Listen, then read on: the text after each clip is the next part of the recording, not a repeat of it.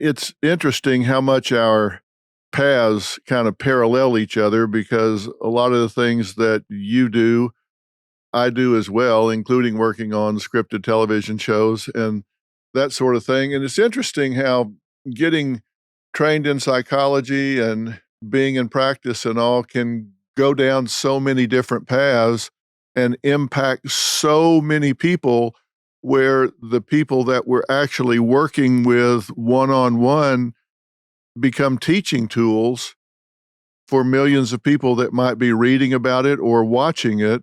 But that does change the way that you interact with that person, right? Yeah, absolutely. I think that that's what I'm trying to do is exactly what you said, which is to really bring emotional health and well-being to everybody, to make it accessible for everybody. And so I think when we're working one-on-one in the room with somebody, we have a great impact, but we also can bring that to people who maybe aren't going to go to therapy, but really want help with their relationships with their parents, their children, their figuring out the relationships to themselves. And I think that that's so important that everybody has access to that. You're right. So many people won't necessarily reach out and get into a therapeutic relationship, but if they follow what work you're doing or I'm doing with somebody else, and the facts of the story may not be exactly the same, but if we put constructs at play when we're working with that person that can be generalized to other people, and they can say, well, what Lori's saying to this person does generalize, and I can use that in my own life. It at least causes me to ask questions. Do I need to ask myself the same questions she's causing this person to ask themselves? Then that to me is the real self-help, where you can cause people to start questioning themselves and examining what I think is really important in overcoming their confirmation bias, where all they look at is that tunnel vision that's become the story in their life. You talk about that story people tell themselves, that narrative that they embrace a lot. Why is that so important? I think it's important because the fact is that we're all unreliable narrators of our own lives. And what I mean by that is that we think that our version of a story is the only version of the story and the absolute accurate version of the story. And you've seen this too when you see couples, for example. There are two versions of a story, both of which are accurate from each person's perspective. And when you broaden the story and you allow other perspectives in, so much possibility can happen. And I think the other place that you see this unreliable narrator is I talk in maybe you should talk to someone about the difference between idiot compassion and wise compassion.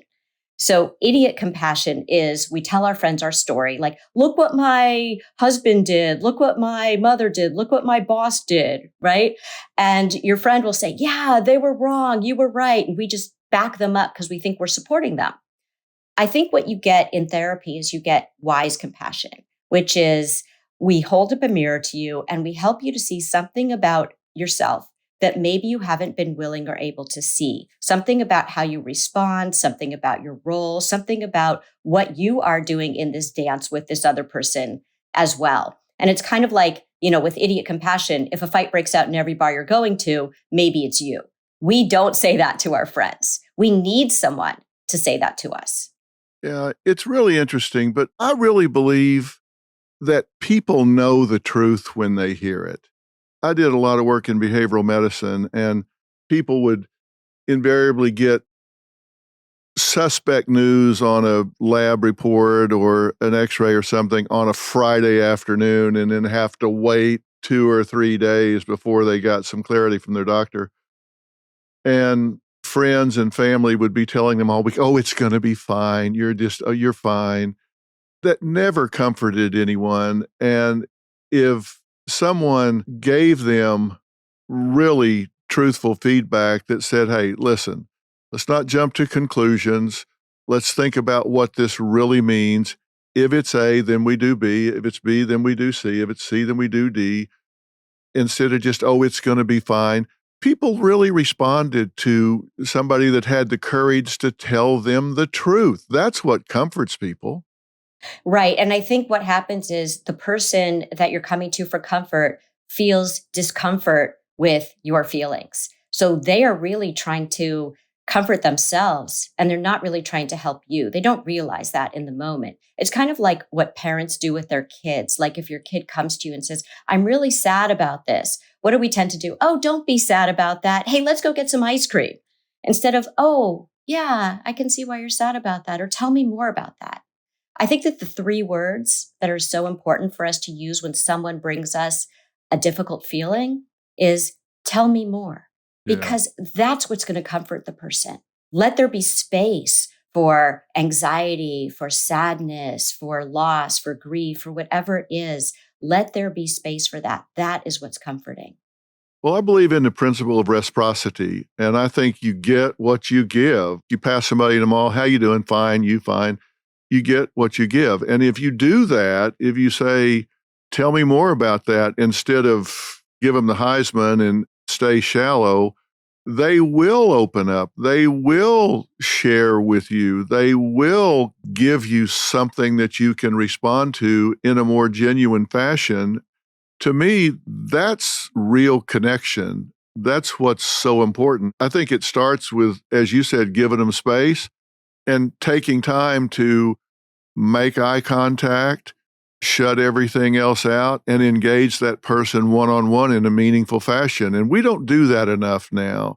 Coming out of this quarantine, I think we're out of practice even more and need to do it purposefully and not just let it happen when it happens, but be mindful of it and say, we really need to listen and engage other people more. Yeah. And I think that a lot of people feel like when someone comes to you with something, that you need to fix it. And most people are not asking you to fix it. They're asking to be seen, to be heard, to be understood. That's really what you can offer them. I was teasing at the top of this that this was kind of a self indulgent interview for me because surprisingly enough, I don't get to talk to colleagues that much just about the idea of practice and the ideas that people take into interactions with other people. And I love to do that because when I do interact with them, it's usually about a case. I have an advisory board here with the top minds in psychology and psychiatry and sociology and medicine. And when I talk to my guys, it's usually, okay, I've got a really complex case here. What's your input on this or that? And to get to talk about philosophy and approach is really intriguing to me. I love the symbol system you use to describe the way you talk to people and the way they narrate their story. You make a really great point where you say the story people come to you with in the beginning is typically not the story it winds up being about and not the story that you end with at the other end. And of course, that's the therapeutic process, but you describe it in a way people can understand. They come to you with a story and they're not reliable narrators. How do you go about getting them to reevaluate their story and change that narrative? I think you have to ask the right questions. And I think that people don't know what questions to ask themselves because they're very married to their story and they feel like they're very stuck. And the reason they're stuck is because there's something faulty in their narrative. And so, my job sitting with somebody is to help them ask themselves some questions that they haven't been able to do. I think that a lot of times we don't ask those questions because of shame. I think that we feel like if I face the truth of something about myself that maybe I'm not proud of, I'm a bad person. And we really want to distinguish between, what it means to do something, which is different from who you are as a person.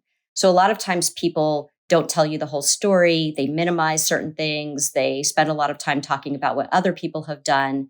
And we really just want to humanize the fact that we are all imperfect people, that we grow and change because of these imperfections, and that really being honest with ourselves and with the people in our lives is going to free us from whatever is ailing us.